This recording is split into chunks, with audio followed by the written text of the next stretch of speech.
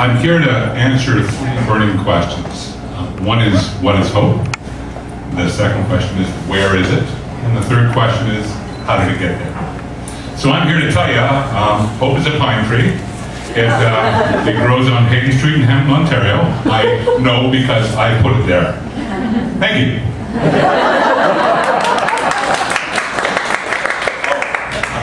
Scratch? Oh, okay. Okay. Apparently, that was a bit quicker than I thought it would be. So, well, let me take you back then. 1965. 1965, the middle of the 60s, radical era, teens protesting. I was just a kid. I wasn't protesting anything. I was just trying to get by. I lived in a 2-bedroom apartment. My grandmother, my mother, my 6-year-old brother, and me. There was no dominant male figure in our life except for my Uncle Ted. My Uncle Ted was a really, really, really cool dude. He was a Marine. He was serving his second tour of duty in Vietnam. And Uncle Ted would send tapes back. He wouldn't send us letters from Vietnam. We'd watch the news every night hoping to catch a glimpse of him. Never did see him, but we watched faithfully every night hoping that we could see him. And he would send us tapes back. And they were the old kind, real tapes. And December, I was 5, my brother was 6, and we were really looking forward to Uncle Ted coming back home from Vietnam. He was, when he came home, we felt spoiled. This strong, incredibly powerful man, he was a rock-chewing, snake-eating Marine that was serving in the jungles of Vietnam. He would come home and he would play and wrestle and laugh and make us smile. One of the most tender, kind men I've ever known in my life. And so we always look forward to his visits. And that December was really going to be a good one. And we had the tree up and it was decorated, and around the middle of December we got the tape from Uncle Ted.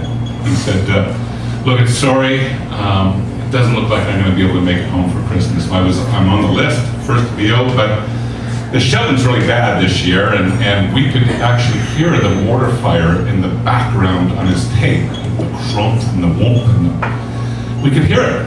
He said, I can see the boat, it's in the harbor,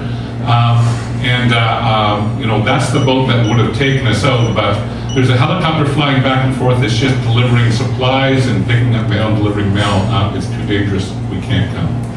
So he said, I'll try and be on the next ship as soon as we can, but it doesn't look like I'll be home for Christmas. So you guys go ahead without me.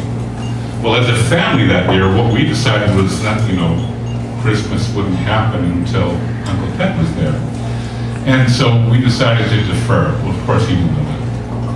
And so in January, we got his next tape, and it said he hoped that Christmas had been good to us. He said, I woke up Christmas Day and I thought about you guys, and I thought about what you'd be doing, and I was with you spiritually, and I hope you had a great time. I hope Santa Claus was good to you. We, of course, looked at the tree. The gifts were still underneath it. The stockings were still there, and they were all still full, and the tree was decorated with these boy-made ornaments. We weren't the richest people on earth, so we had cut things out, and there was a pipe cleaner Santa Claus that was, in fact, I still had up until a couple years ago. It was one of my favorites hanging on the tree. And in those days, the tree, while you used to get it and you'd put it in a metal bucket, you fill that bucket with gravel, and then you'd water it, and that's how it stood up. And so our job, my brother and I, our job was to take care of the tree. Christmas wouldn't happen until Uncle Ted came home, and the tree had to survive. So we went about our duties with great solemnity. We were the folks that were in charge, we were responsible, make the tree live. And so every day we watered and we checked it out. Well, February, the next day came from Uncle Ted.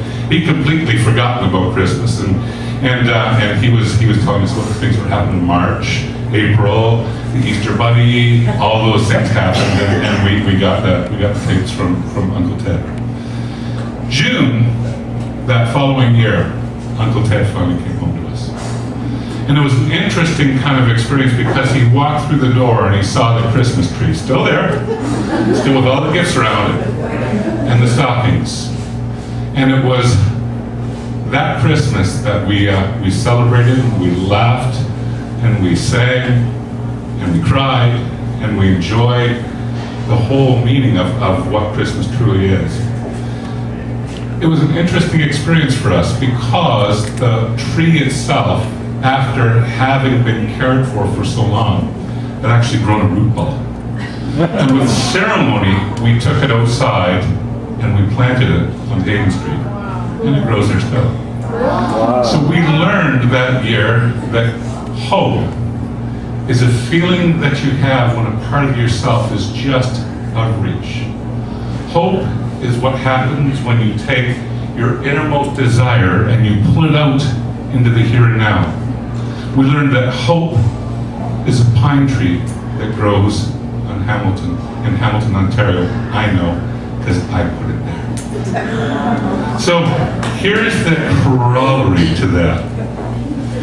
A couple years ago, my mother had terminal cancer. Some of you guys might have heard that story. But when she was going through her illness, I took my wife back to Hamilton. I wanted to tell her all the stories and show her other places. So I showed her where we lived in the welfare apartment, and I showed her where we lived in Hayden. I said, I got something to show you. This is so cool.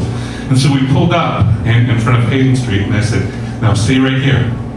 And so I ran her on the car, opened up the door, and took her up, and I said, I want to show you. Took her to the other side of the building on Hayden Street to see a huge parking lot. So the song is true. Paradise. And that's my story. Thank you.